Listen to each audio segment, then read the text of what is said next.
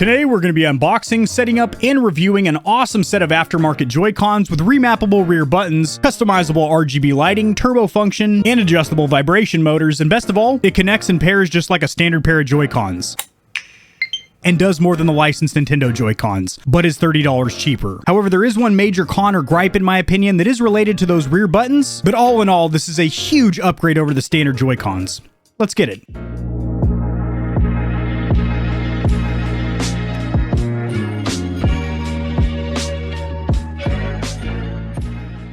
This product was sent for review, however this is going to be an honest, comprehensive review. If there are any cons or shortcomings, you're going to hear about it. I have not been told to say anything about this product, and you are going to get my full unlocked thoughts. So when you're playing your Switch or Switch OLED at home in docked configuration, I do recommend getting yourself some kind of a Pro controller as they are much more ergonomically comfortable. The thumbsticks have better travel and a lot of these controllers have things like rear buttons. However, if you're playing on the go in a portable environment, the standard Joy-Cons will get you by in a pinch and a clutch. However, they are not ideal whatsoever. The face buttons are small and close together. The analog sticks have minimal travel and are notorious for getting stick drift. The battery life in these is subpar. The bumpers and triggers are nothing to write home about. And most importantly, the ergonomics just aren't great. Now, I have used standard Joy-Cons for very long gaming sessions, and while it is doable, it simply isn't the best experience in the world. That's where something like aftermarket Joy-Con controllers come into play. For example, this one from NYXI that's been making accessories for the Nintendo consoles for years. Now, you're going to have one piece of documentation, an instruction brochure, pamphlet. Not too big of a fan of this. The font is relatively small, so if you don't have the eyes of an eagle, you got to really get right up on the parchment to read it. No color, but there are a couple of pictures in here, and it does explain how to use the product itself. It's a controller. Plug it in, turn it on, pair it to your console. Now, much like the standard Joy-Cons, or identical to the standard Joy-Cons, I should say, these will charge off the console itself. As you can see, I got a little noise or sound effect when I paired it. It automatically linked up, and also you get this RGB glow around the analog sticks.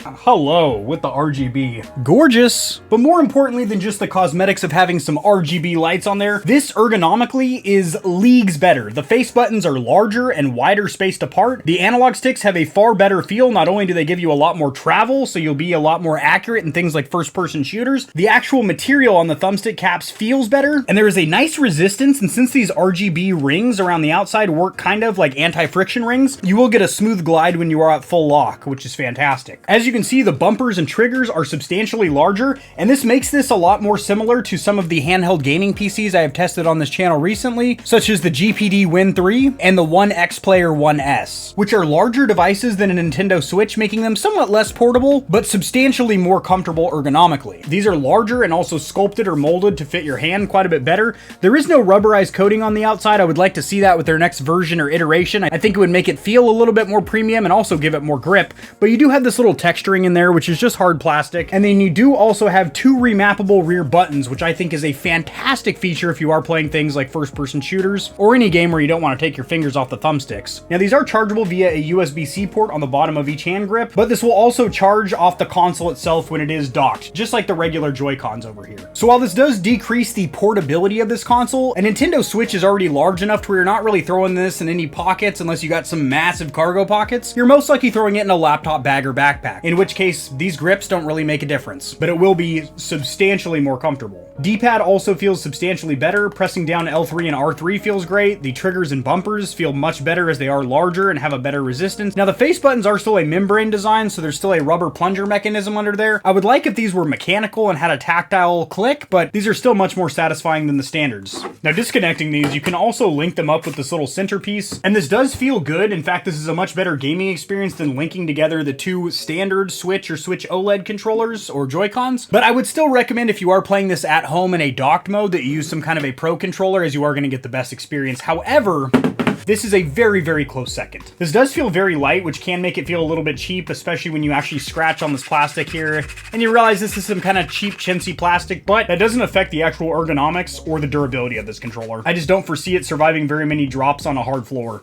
So these Joy-Cons have a turbo function that you can apply to any of the buttons, as well as two remappable rear buttons, which I'll show you how to remap right now. First of all, turbo function is going to be useful if you're playing something like Smash Bros. And you want to be able to spam an attack simply by holding it down, or maybe you're playing a first-person shooter and you want to make a semi-automatic weapon fully automatic by holding down the trigger. In order to set the turbo function, you are going to hold down whatever button, trigger, bumper, etc. that you want, and then while you are holding down that button, you are going to press T, which stands for turbo, and you are now in turbo mode. As for binding the rear buttons, I'm not a huge fan fan of how this goes about because you can only remap anything on the left side to this left button and anything on the right hand side or right Joy-Con to the right rear button. Which means if you're somebody that likes to have jump and crouch bound to the rear paddles or buttons, you cannot do that. There's a lot of smudges and fingerprints on there, that's gross. But you're gonna hold any of the buttons on the left or right Joy-Con, then press the M button and it will be bound to that rear paddle. But in my opinion, that is a huge downside or con, the fact that you cannot bind any of the buttons to any of the rear buttons. It has to be what's on the right Joy-Con to the right and what's on the left Joy-Con to the left rear button. You can also adjust the vibration function of each of the Joy-Cons by holding down the T or turbo button and then moving the analog stick up or down, which as you can hear, is adjusting the vibration. By holding down the T or turbo button and then pressing down on either one of the analog sticks, you can change the color of the RGB ring, or by double tapping it, you can go through different effect modes, such as breathing or spectrum cycling, which I think is freaking awesome. Or turn it off completely.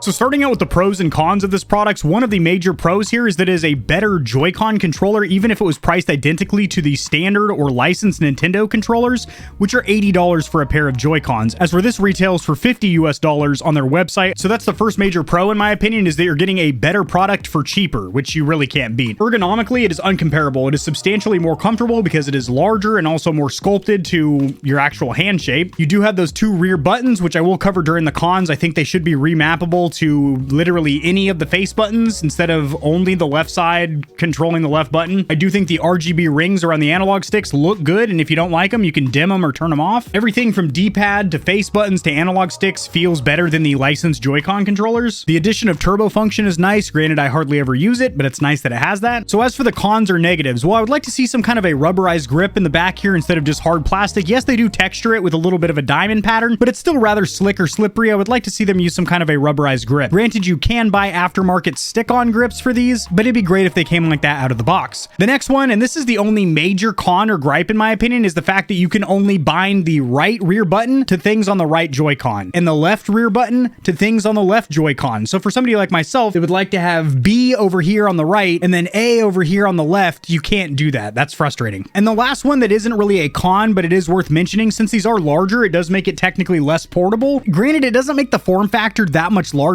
and you're most likely already throwing your Switch into some kind of a backpack or laptop bag, not shoving this in your pocket or anything. So that is not a huge deal in my opinion. But overall, my final verdict is this: the fact that this is usable just like a licensed Nintendo Joy-Con, i.e. it charges off the console itself, it clicks in and pairs immediately as it should, and it just ergonomically feels so much better, and literally every button and thumbstick on it just feels so much better. This is a definite recommendation for me. In fact, I would go as far as to say that this is a must-own product for anybody with a Switch that plays primarily portable or on the go, because it is going to make this a completely new experience. As for battery life, each Joy-Con does have a 500 milliamp hour battery in each unit, which will get you up to 8 hours of playtime and a claimed 3 to 5 months of standby time. That's a long time. Also, these do have single button wake up, where you can actually wake up your console just by pressing a button on the Joy-Con, and they do have the 6-axis motion sensor, so if you are doing motion sensing games, I don't know what I'm doing here, but you can do that with the Switch as well. If you're interested in this product, it is linked in the description below on their website as well as Amazon.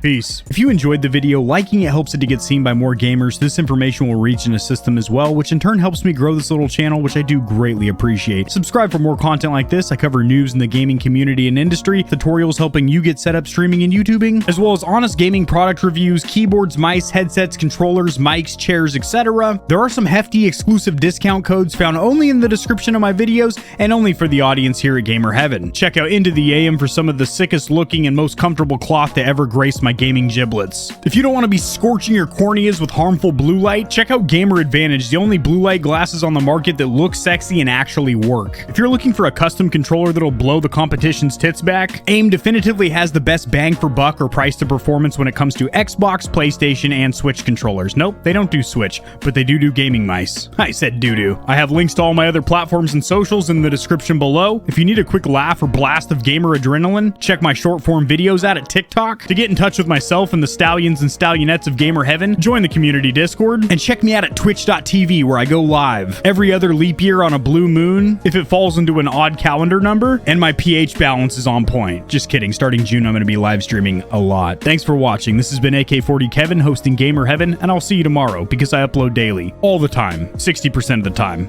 sometimes, most of the time. Peace.